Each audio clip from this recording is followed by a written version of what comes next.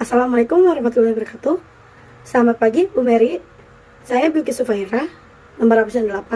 Pada kesempatan ini, saya ingin menjelaskan evolusi makhluk hidup. Apa sih itu evolusi?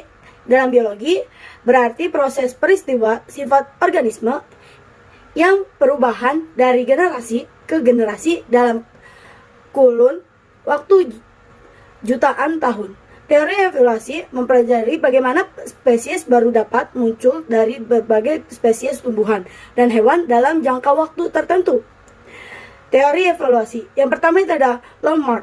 Dari tahun 1744 sampai 1829, teori Lamarck disebut teori Lamarckisme yang menjelaskan bahwa semua organisme mempunyai kemampuan menjadi organisme yang lebih kompleks. Dalam hal ini, organ pada organisme yang sering digunakan akan berkembang dan sebaliknya. Contohnya itu jerapah berleher pendek akan beradaptasi untuk menjangkau makanan tinggi dengan lehernya akan menjadi panjang, seruhan dan diwariskan kepada keturunannya.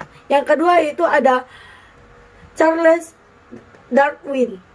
Pada 1809 sampai 1882, Darwin berkata bahwa alam mengadakan seleksi terhadap seluruh makhluk hidup yang ada di dalamnya.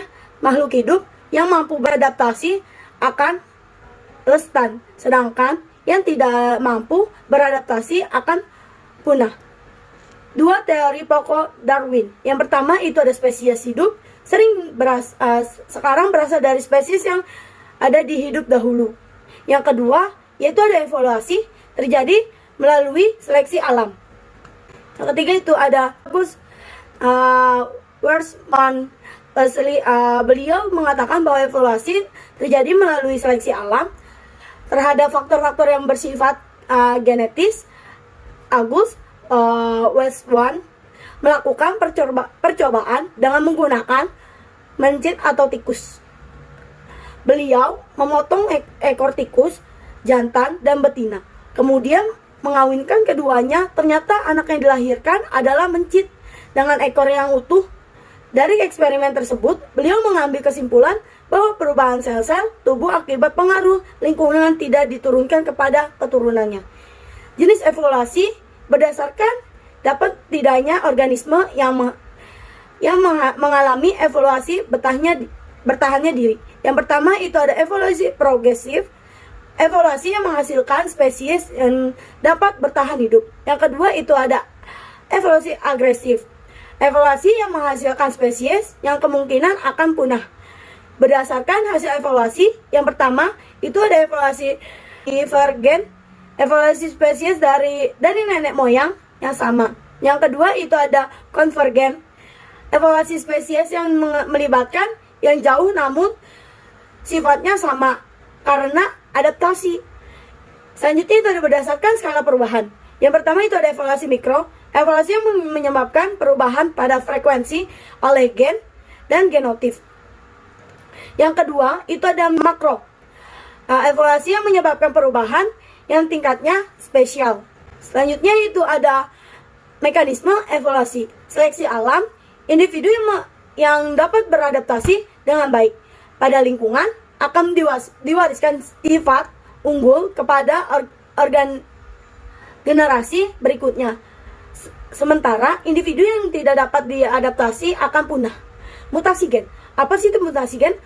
Mutasi gen yang terjadi pada sel tubuh tidak akan diwariskan ke keturunannya, tetapi yang terjadi pada sel kelamin akan diwariskan keturunannya.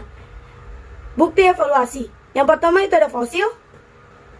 Fosil merupakan sisa-sisa hewan dan tumbuhan yang telah punah. Orang melihat fosil, para ilmuwan dapat mendapatkan gambaran tentang bentuk makhluk hidup yang di masa lampau.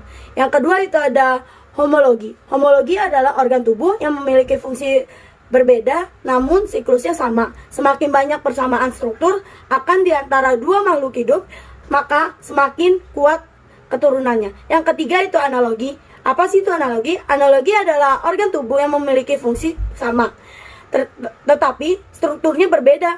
Analogi menunjukkan bahwa makhluk hidup yang beda bisa mengalami kondisi yang sama apabila tinggal di habitat yang serupa. Yang keempat itu ada perbandingan embrio. Pada abad ke-19, emosi Haeckel mengumumkan teori rekapitulasi. Teori yang menyatakan bahwa embrio mengulangi proses evolusi yang telah dialami nenek moyangnya. Contohnya, ketika baru terbentuk embrio, manusia mempunyai kemiripan dengan embrio ayam, kura-kura, salamander, dan ikan. Hal tersebut menunjukkan bahwa manusia dan makhluk hidup tersebut memiliki nenek moyang yang sama.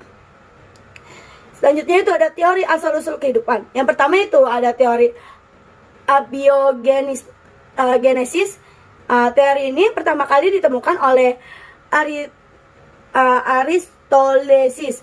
Beliau berpendapat bahwa makhluk hidup berasal dari benda mati dan kemunculannya terjadi secara spontan. Yang kedua itu ada teori biogenesis, merupakan setelah teori yang mengatakan bahwa kehidupan makhluk hidup sering berasal dari kehidupan makhluk hidup sebelumnya. Pendukung teori biogenesis yang pertama itu ada percobaan Francisco Tredi terhadap daging di dalam toples yang ditutup dan dibiarkan terbuka. Yang kedua itu ada percobaan Zaro Spahanzani yang menggunakan dua wadah yang berisi air kaldu. Yang ketiga itu ada percobaan Lewis progresis yang terjadi air kaldu dan labu leher angsa. Simbol teori biogenesis yaitu ada omne vivum ex ovo, makhluk hidup berasal dari dan telur. Yang kedua itu omne ovum ex vivo, telur berasal dari makhluk hidup. Omne vivum ex vivo, yaitu makhluk hidup berasal dari makhluk hidup. Ketiga itu ada teori reaksi gas yang ditemukan oleh Carolus Linnaeus yang terpercaya bahwa makhluk hidup bentuk dari oleh zat supranatural Tuhan. Dari kromozoan ditemukan oleh Herman Richard yang berpendapat bahwa dari luar angkasa terdapat banyak benih-benih kehidupan yang akan berkembang jika menemukan lingkungan yang sesuai. Yang kelima itu ada panspermia, yaitu ditemukan oleh Arrhenius yang berpendapat bahwa benih-benih kehidupan menyebar melalui debu angkasa seperti meteor, asteroid, dan komet. Yang keenam, yang terakhir itu ada teori evolusi biokimia, yaitu makhluk hidup terbentuk berdasarkan hukum fisika dan kimia yang kemudian ditunjukkan oleh evolusi biologi. Selanjutnya itu ada teori evolusi Henry Weinberg. Teori ini dicetuskan oleh Howard Henry and William Weinberg yang ingin mengetahui apakah sesuatu populasi mempunyai kecenderungan yang berevolusi atau tidak. Dari hasil penelitian, mereka menyimpulkan bahwa keseimbangan frekuensi gen dan alef akan selalu tetap dari generasi ke generasi apabila yang pertama itu ada populasi besar, yang kedua itu ada terjadi mutasi, yang ketiga itu ada tidak terjadi seleksi alam. Selanjutnya yaitu ada yang terakhir itu ada yang keempat itu ada tidak terjadinya migrasi. Yang kelima yaitu ada perkawinan terjadi secara acak. Yang terakhir itu ada yang keenam kemampuan bertahan hidup dan kemampuan berproduksi setiap individu dalam populasi sama. Jika salah satunya syarat tidak terpenuhi, maka frekuensi gen dan atlet akan berubah. Perubahan frekuensi gen dan alet tersebut merupakan induksi awat awet terjadinya evolusi. Untuk menghitung frekuensi alel yaitu Henry Weinberg membuat rumus itu P ditambah Q sama dengan 1 P kuadrat ditambah 2 PQ ditambah Q kuadrat sama dengan 1. P itu frekuensi alel dominan, yang Q itu ada frekuensi alel resesif, yang ketiga itu ada P kuadrat, itu frekuensi genotip dalam homozigot. Yang ketiga, yang keempat itu ada 2 PQ, yaitu ada frekuensi genotip heterozigot. Yang terakhir yaitu ada Q kuadrat, itu frekuensi genotip homozigot resesif. Sekian dari saya. Apabila ada kesalahan, terima kasih Bu Mary.